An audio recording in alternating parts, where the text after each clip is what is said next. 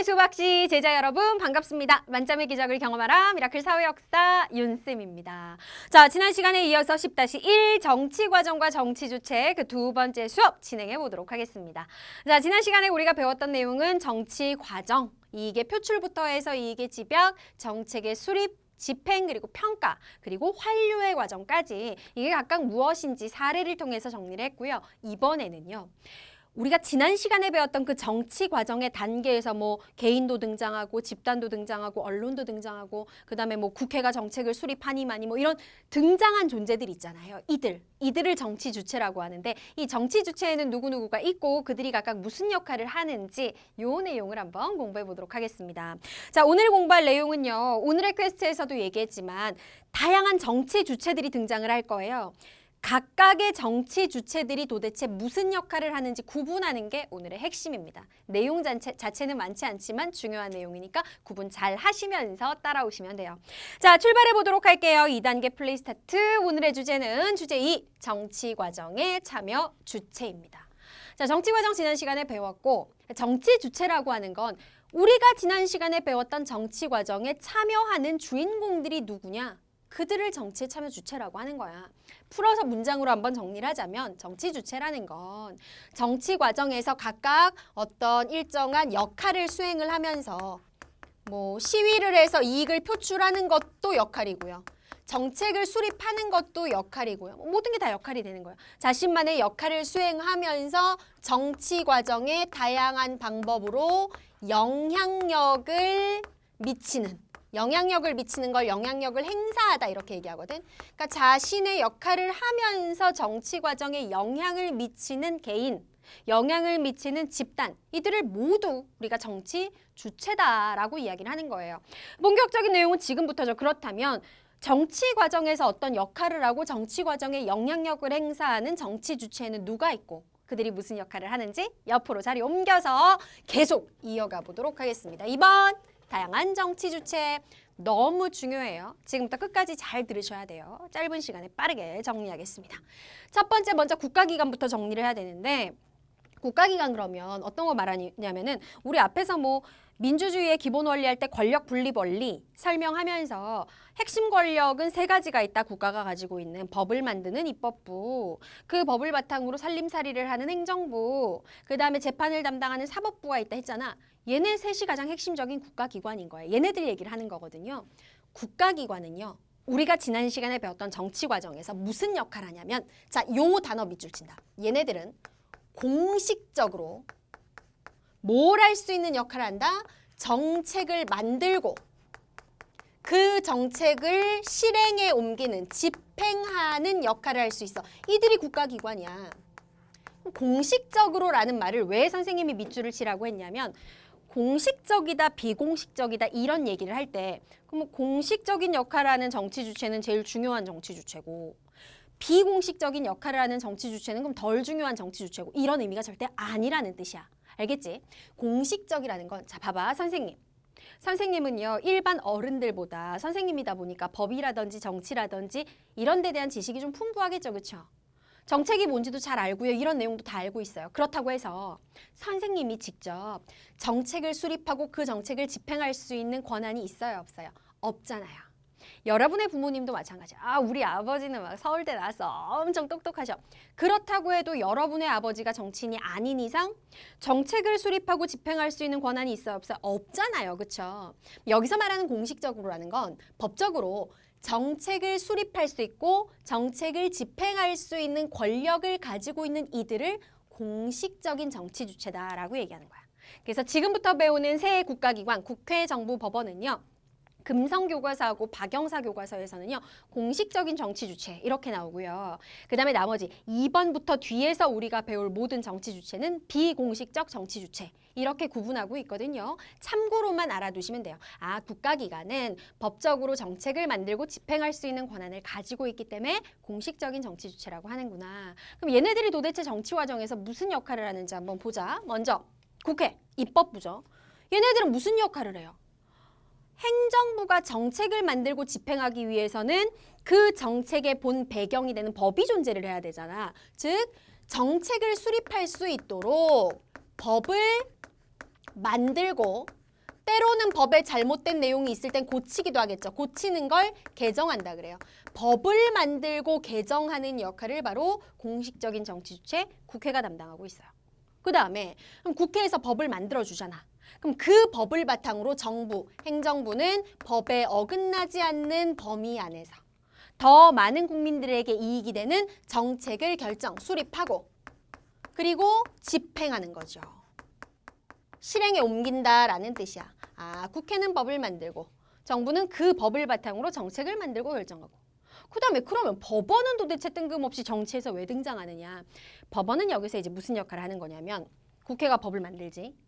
그 법의 범위 내에서 정부가 정책을 만들고 실행에 옮기지. 이게 국민들의 삶에 영향을 미치잖아요. 그럼 때로는 일부러 그러는 건 아니지만 국가가 국민을 위해서 실시하는 이 정책의 내용이 국민들의 권리를 침해하거나 국민들에게 피해를 주는 경우도 생긴단 말이야. 그래서 법률이나 정책으로 인해 가지고 시민들과의 사이에서 분쟁이나 갈등이 발생했을 때 실제로 이 정책이, 이 법률이 국민의 권리를 침해했는지 안 했는지 그 여부를 재판을 통해서 판단하는 역할을 하는 거야. 만약에 법원이 재판을 딱 했는데 지금 국가에서 실시하고 있는 이러이러한 분야의 정책이 국민들의 이러이러한 권리를 침해했다라고 만약에 판단이 내려지게 되면은 당연히 정부는 어떻게 해야 되겠어요? 그 정책을 폐기시키거나 아니면 정책을 수정을 하거나 이런 과정을 거쳐야 되겠죠. 자, 그래서 각각 조금씩 하는 역할은 다르지만 국회와 정부와 법원은 전부 다 무엇이다? 정책의 수립과 집행에 결정적인 역할을 하는 공식적인 역할의 정치 주체이다. 국가기관. 이해되시죠? 그럼 이제 2번 본격적으로 들어가는 건 사실 여기서부터예요. 지금부터 여러분들이 배우게 될 거. 우리 교재에 보면은 2번 시민부터 6번까지 6개가 아니지. 1번 빼면은 5개의 정치 주체가 나오는데 이들은 모두 다 뭐다? 비공식적 정치 주체다. 자, 출발합니다. 비공식적 정치 주체 첫 번째는 바로 시민이에요. 너무 중요한 존재죠. 정치 과정에 있어서 가장 밑줄 별표 무슨 존재다? 기본이 되고 가장 중요한 정치 주체가 바로 시민입니다. 여러분의 부모님 그리고 선생님 같은 한 명 한 명의 시민, 가장 기본적인 정치 주체야. 그러니까 굉장히 시민들은 다양한 방법으로 정치 과정에 참여를 할 수가 있어. 자, 그렇다면 어떤 방법들이 있을까요? 정치에 참여할 수 있는 방법. 윤미라고 하는 대한민국의 한 시민이 정치에 참여할 수 있는 방법이 뭐가 있을까? 하나씩 보는데 시민이 정치에 참여할 수 있는 방법을 3가지 이상 서술하세요. 서술형에 잘 나와요. 그래서 기본적으로 여러분들이 3-4가지 정도는 반드시 머릿속에 넣고 있어야 돼요.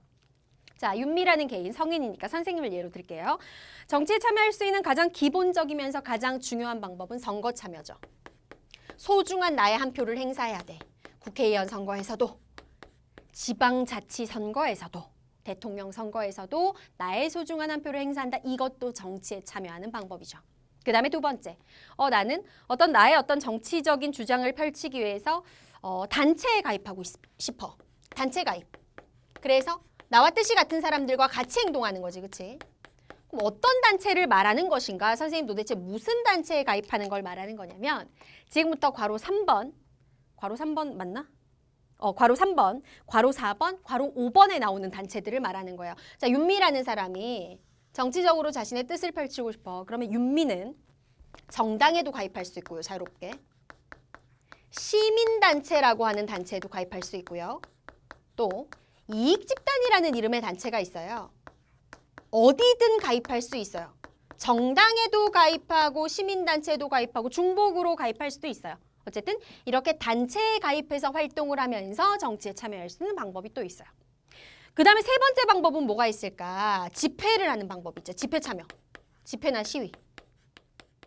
지난 시간에 왜 선생님이 최저시급 인상에 대해서 얘기했었는데 예를 들어서 윤미라고 하는 시민은 최저시급이 실제 10,000원까지 인상돼야 된다고 하는데 동의를 하는 입장이다. 그런데 전국 알바연대에서 선생님이 아르바이트를 하고 있는 학생은 아니지만 알바연대에서 이번에 주말에 광화문에서 최저시급 10,000원 인상에 집회를 한다고 한다. 나와 생각이 같아. 그럼 집회에 참여해가지고 같이 뜻을 모을 수도 있는 거예요. 이것도 정치 참여의 하나의 방법인 거지. 자, 그 다음에 또 무슨 방법이 있냐면 이런 것들 말고 행정기관에다가 민원을 제기하는 방법도 있어. 민원 제기라는 건 자, 제가 지금 서울시 노원구 몇 번지 여기 살고 있는데 지금 우리 동네 아파트 앞에 무슨 땡땡 마트 앞쪽에 있는 길에 싱크홀처럼 이렇게 구덩이가 푹 파여가지고 오다 가다 사람들이 다칠 위험이 있고 차가 이렇게 바퀴가 빠져가지고 굉장히 위험해질 우려가 있는데 지금 내가 이걸 본 게 3일 정도 됐는데 구청에서는 왜 빨리 이 부분을 수리를 하거나 안전 펜스를 치지 않느냐 해가지고 선생님의 주소지에 관할 구청 같은 데 가가지고 문서를 작성해서 이렇게 나의 요구사항을 요청하는 거예요. 민원 제기. 이것도 정치 참여 하나의 방법이에요. 그 다음에 또 뭐가 있을 수 있을까? 이거 정치 참여인지 몰랐던 친구들 많을 텐데 언론 투고.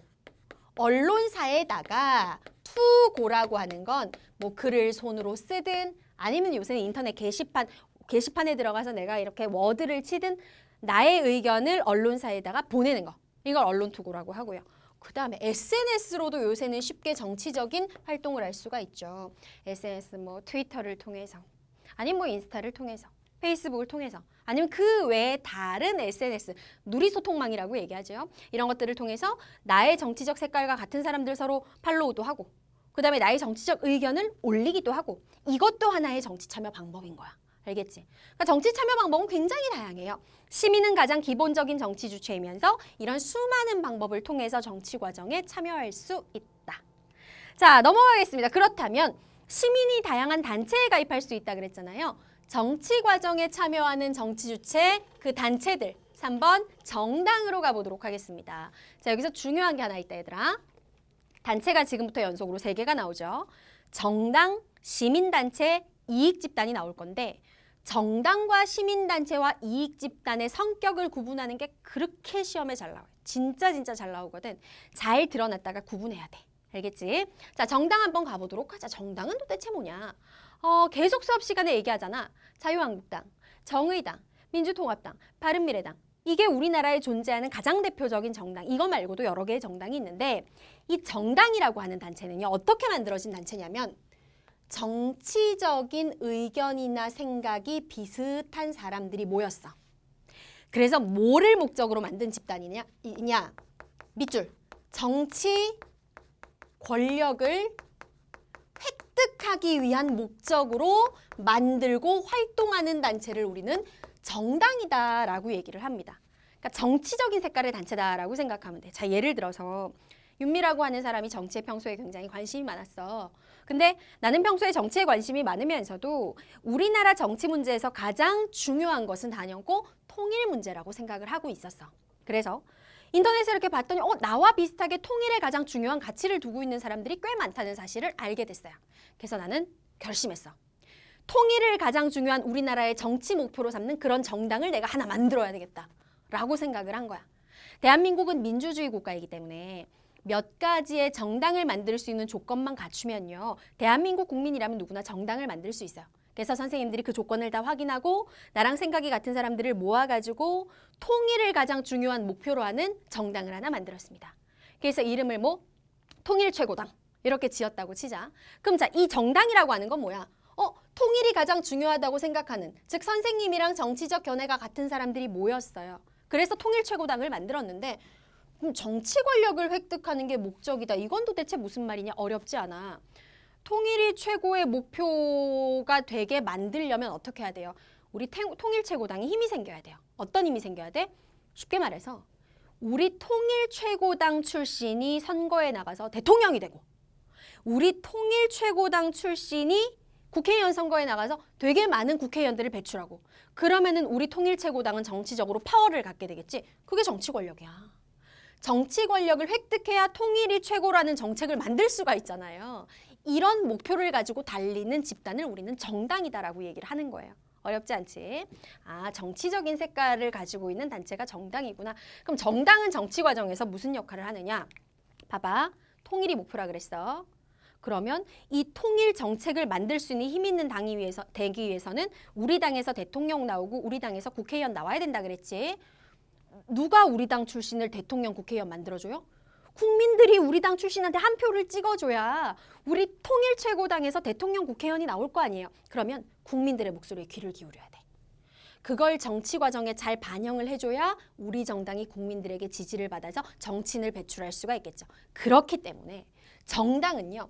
국민들의 목소리에 굉장히 민감하게 반응해요. 즉 여론을 형성하고 이것을 정책에 반영시키기 위해 노력하는 걸 정당이 가장 열심히 합니다. 여론이라는 건 국민 대다수의 의견을 말하는 거야. 예를 들어서 최저시급 1만 원 문제에 대해서 국민 중에 80%가 만 원이 돼야지 라고 생각하고 20%가 그건 너무 많아 라고 한다면 최저시급이 만 원이 돼야 된다는 게 국민들의 여론이 되는 거지. 반대로 최저시급 만 원 문제에 대해서 한 국민들의 80%가 야 그건 너무 심해 세다 이렇게 생각하고 한 20% 정도만 최저시급이 만 원이 돼야 맞는 거야 라고 한다면 최저시급 만 원에 반대하는 게 국민들의 여론이 되는 거지. 즉 여론이라고 하는 말은 국민 대다수의 공통된 의견이다라는 뜻인데 정당은요 국민들의 여론을 형성하고 이걸 정책에 반영시키기 위해 노력을 해.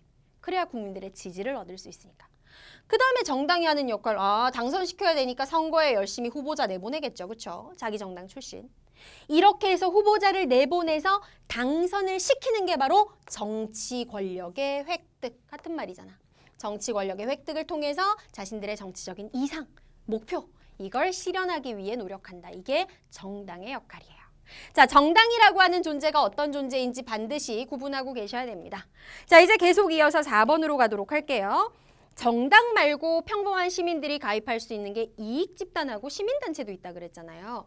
정치 과정의 참여 주체에서 등장하는 이익집단과 시민단체는 무엇일까요? 이어서 가도록 하겠습니다.